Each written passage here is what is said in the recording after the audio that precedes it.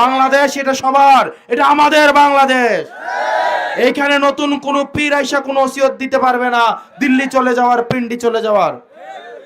এইখানে আর কোনো বিভাজনের রাজনীতি চলবে না।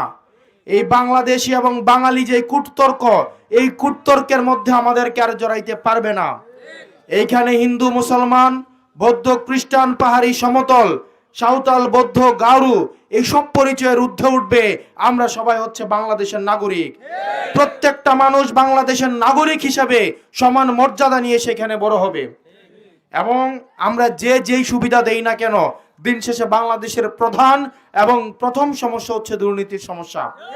আপনি যতই নতুন সম্পদ উৎপাদন করেন, যতই নতুন সমস্যার যতই সম্ভাবনা উৎপাদন করেন না কেন, দিন শেষে যদি আপনি দুর্নীতি প্রতিরোধ করতে না পারেন, যদি আপনি চাঁদাবাজ নির্মূল করতে না পারেন, তাহলে 2000 টাকার কার্ড নেওয়ার জন্য তখন 3000 টাকার ঘুষ দিতে হবে।